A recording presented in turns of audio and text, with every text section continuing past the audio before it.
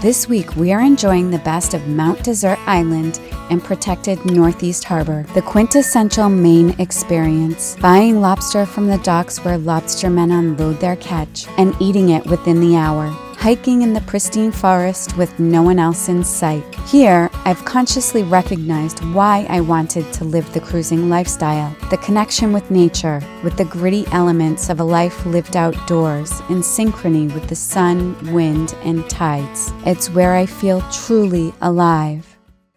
I'm Kristen, this is Fabio, and this is our dog Yoda. We sold our home last year and moved aboard our Seawind 1600 catamaran Wanderlust. Over the past year, we've sailed the waters of South Florida, the Keys, and the Bahamas, shaking down our new boat. We're now setting off on our journey to harbors unknown, exploring the world and connecting with people and places through the local cuisine. Subscribe now to join our voyage. Northeast Harbor and Mount Desert Island, Maine. A super protected mooring field and marina nestled in the hills of Maine's largest island. A cruiser-friendly marina with a laundry room where we chatted with other boaters while waiting our turn, and clean bathrooms with nice, hot showers. While in the mooring field, we didn't want to make water, so we took full advantage of the amenities. The main street of the small town was just up the street, with a small grocery store, though quite pricey, some shops, restaurants, and a hardware store. The trails of Acadia National Park were just a short dinghy ride away, and maybe best of all, we were within a minute of where lobstermen unloaded their fresh catch. I saw you coming in with their boat. I was like, they've got lobster. Yoda, look out. Beautiful weather today. I know, it's gorgeous. Oh, it's really nice to get outside the harbor. No, Yoda! Oh, Yoda! Oh, Yoda can come on, check it out. She's crazy. Come on, boy. Get back. Let me get it about you. Yeah. Pretty good stuff, huh? Oh, yeah. Awesome. Yeah, we're gonna get 3. You want 3? Yeah. You want more? Yeah, thanks. In Maine, lobstering has been a way of life for generations. One study found that in 2016, Maine's lobster industry contributed $1 billion to the state's economy each year and supported some 6,000 jobs on the water and 4,000 on land. Kids start working on family lobster boats as early as they can, and in prior generations, it was only natural to make it a full-time career after graduating high school. But these days, many young people don't see it as a sustainable living.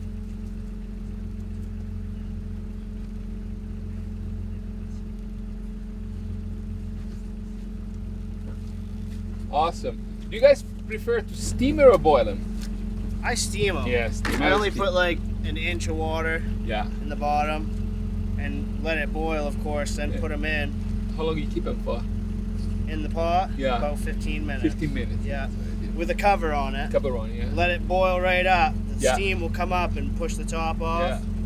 Just let it go for a couple minutes after that and they're good. Awesome. You can pick them up like this and when that falls off. Yeah. That's usually great. means they're done too. Hey, thanks a lot, Sweet. man. Appreciate Oh, it. we gotta pay him. Oh, but I gotta have some money. Take care. See ya. You too. About 2/3 of the more than 4,500 Maine lobstermen with commercial licenses are age 40 or older, an imbalance many call a graying of the fleet, and only a small fraction are women. We've got all the lobster boats coming in right like 5 seconds from our boat. I know, it's incredible. The latest hot topics are myriad, ranging from the endangered North Atlantic right whale and rules that will affect lobstering, offshore wind turbines, bait availability, and climate change to supply chain obstacles, international trade, and tariffs. You curious about the lobster? Huh? Are you curious?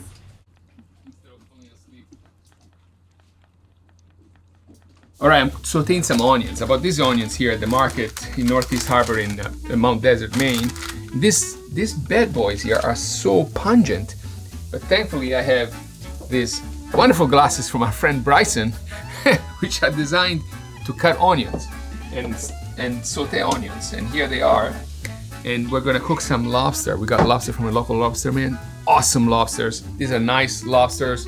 1.25 pounds probably. We're gonna steam him, not boil him like we normally do. We learned that you can steam lobsters and it takes much less time, and so less water and less use of energy. And we're gonna steam it outside on our induction plate rather than inside the boat, so we don't stink up the entire boat. You can put about 2 inches of water. They say salt water. I don't understand why, because the water is gonna evaporate and the salt is gonna stay inside. So I really don't understand what the salt adds to it, but if any of you know, please let us know in the comments. So then we're gonna put a steaming basket inside, like this, and we're gonna press start. The induction plate is using about 163 amps right now. Normally our boat runs about 16 on kind of a steady state. So this only will last a few minutes, hopefully. Wow, they're alive. Yeah, they're alive. This is a female.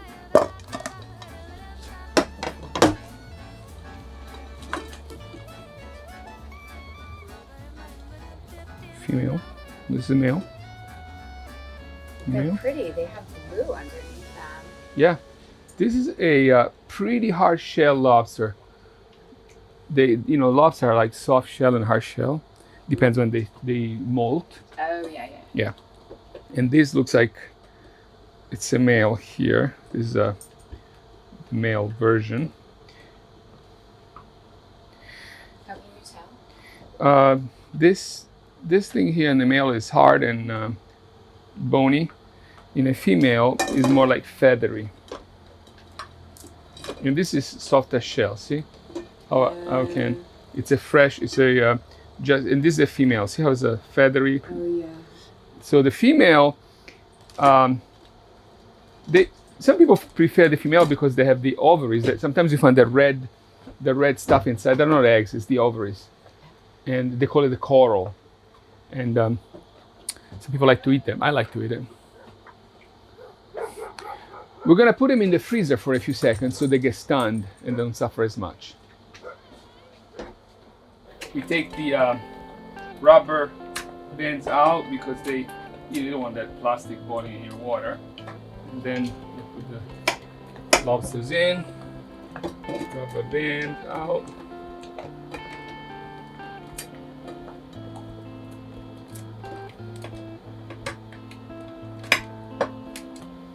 Lobsters in.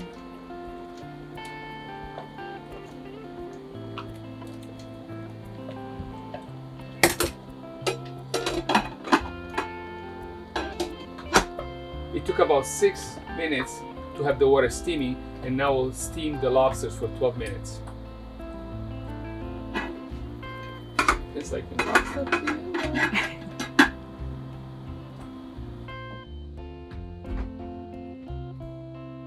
If you're enjoying this video, give it a thumbs up, leave us a comment down below, and be sure to subscribe. It really helps the channel out.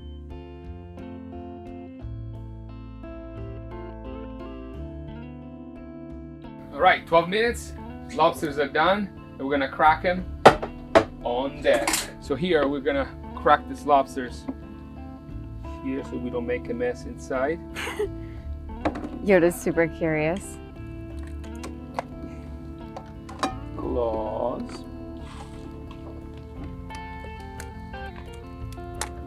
Claw. And the head. The head, we're gonna use it to make some pasta. You don't throw anything away this one.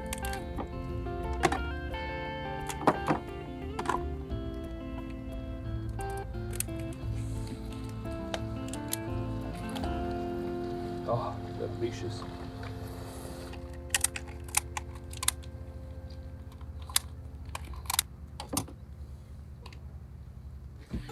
All right, lobster's ready. So exciting. Yeah. Oh, here's our crackers. Yeah. So we went from 62% Yes. to 51% And battery. in batteries to cook this lobster. So something to keep in mind. Yeah, for sure. But It's worth it because of all the lobster traps that we have to avoid on the way. Oh yeah. On our journey through Maine, which is definitely no easy feat. So our mission is to eat as much lobster as possible to make it worth it. Thank you. Ooh, the claws are so good. Yeah. There you go. Thank you. Ooh! But Yeah, it's okay. here, That's good. that's yours. There. Thank you. I mean, No. we each get two. That's right. Yeah. Never mind. Pricey. All right. Yeah, Maine lobster is the only lobster. Mm. It's good? Mm-hmm. So steaming is the way to go, I think. Yeah, I mean, I wouldn't know if this was steamed or boiled. Exactly. And so you use less water. Yeah, less water and less time. Right. It's so sweet. Wow. It's the way to do it. Fresh lobster from the fishermen.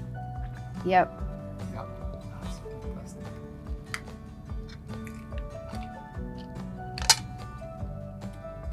Way better than Florida lobsters, spiny lobster. Oh yeah, 100%. A whole different level. Yeah, it's a different thing. I don't even know how they're both called lobster, quite frankly. I don't think they belong to the same family. Well, they belong probably to the same family, but they're not like the same thing. Yeah.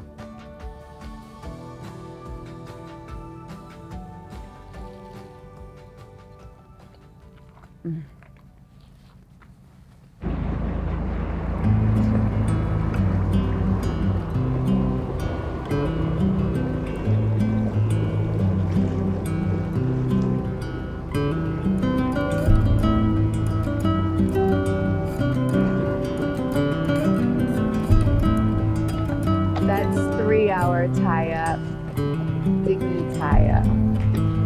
No dinghies on that side. Here's perfect.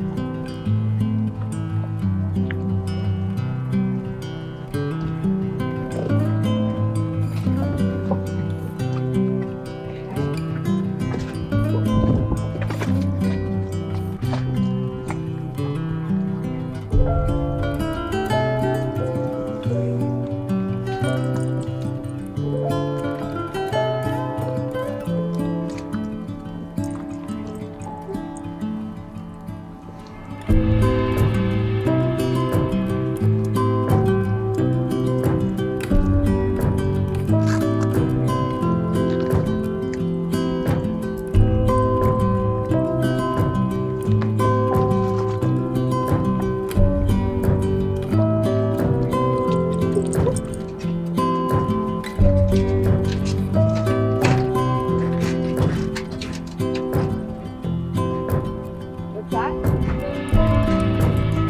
Yeah, exactly.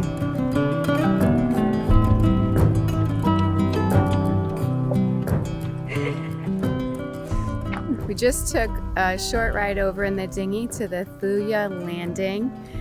There's a park here with beautiful gardens, and they actually have a dinghy dock right on the harbor. So we can leave the dinghy here, walk up and explore the gardens a bit.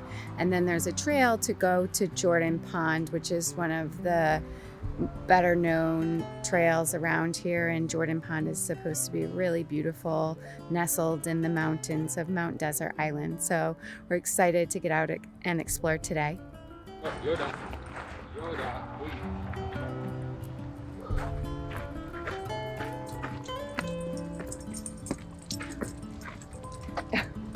Yoda.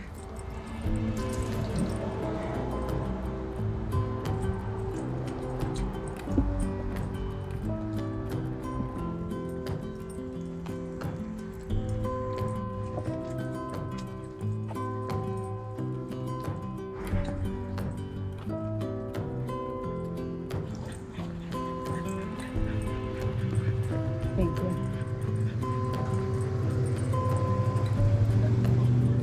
Sorry? Oh. Yoda. There's a sign up there. Since Yoda wasn't allowed in Thuya Gardens, we set out in search of the trailhead.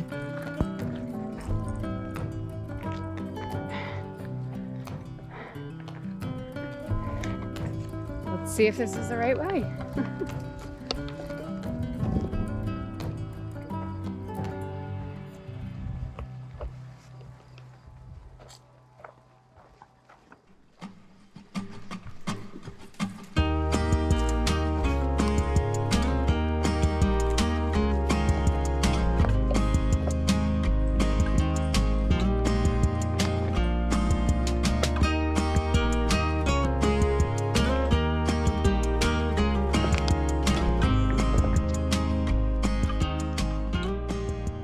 Perfect.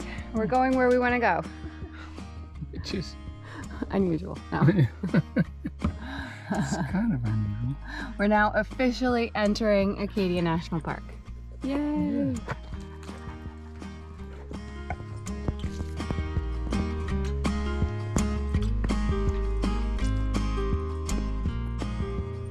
Oh, well that's confusing. Astaku and Jordan Pond Path. Astaku and Jordan Pond Path in opposite directions. Are we in Alice in Wonderland? No, but I mean, it sure is a loop. You know? Oh. No, see, it does. It goes right and left. Because Oh, we so just yeah, you go back. got, Yeah. we would go, if we took a left, then Then we we would go just back. go back. So Yeah, we I have to wanna go go this forward. way.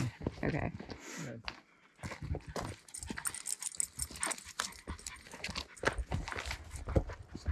There's something quite peaceful and satisfying about hiking in the woods.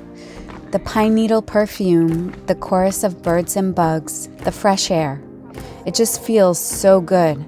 So good, in fact, that Henry David Thoreau spent 2 years living in the wilderness, and in his book Walden, he wrote, "I went to the woods because I wished to live deliberately, to front only the essential facts of life, and see if I could not learn what it had to teach, and not, when I came to die, discovered that I had not lived. I did not wish to live what was no life. Living is so dear. Nor did I wish to practice resignation unless it was quite necessary. I wanted to live deep and suck out all the marrow of life, to live so sturdily and Spartan-like as to put to rout all that was not life, to cut a broad swath and shave close, to drive life into a corner and reduce it to its lowest terms, and if it proved to be mean, why then to get the whole and genuine meanness of it, and publish its meanness to the world, or if it were sublime, to know it by experience, and be able to give a true account of it." This passage resonates deeply with me and expresses why, in part, I chose to live the cruising lifestyle. Life had become such a routine, and in a way superficial, and as Thoreau says, I did not wish to live what was no life. Living is so dear. Nor did I wish to practice resignation unless it was quite necessary. I wanted to live deep and suck out all the marrow of life. The two distinct mountains seen in the distance are North Bubble and South Bubble, often referred together as the Bubbles. Jordan Pond is a glacier-formed lake with a maximum water depth of 150 feet.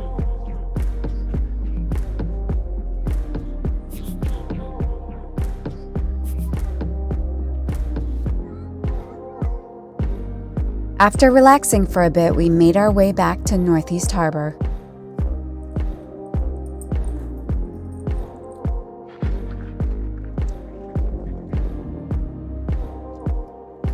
We made it back. Yep. On the way back, we took a shorter route, so it was much faster. It was beautiful.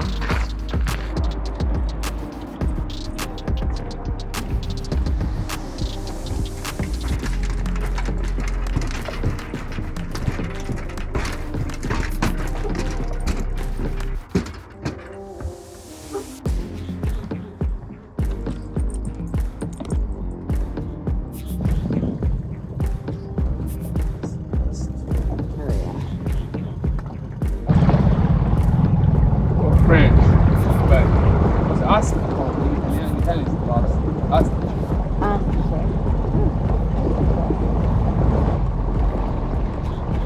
For these communities, fishing isn't just the main source of income. It's a way of life, one that has always been there. The ocean has provided sustenance from a variety of species, including codfish, hake, mussels, clams, scallops, and lobsters. And these species have sustained these small coastal communities for decades. It is work that is available to anyone who is willing to work hard, regardless of educational level or experience. However, the close social bonds of these fishing communities exist in tension with the fact that despite being employed in the same industry, each commercial fisherman is in direct competition with the other.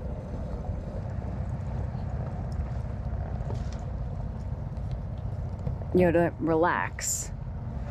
Said Yoda, relax. Yeah, really.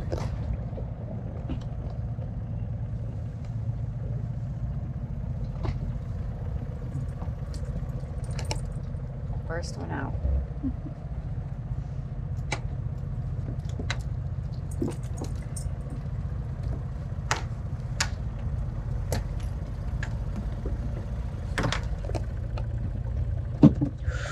Oh.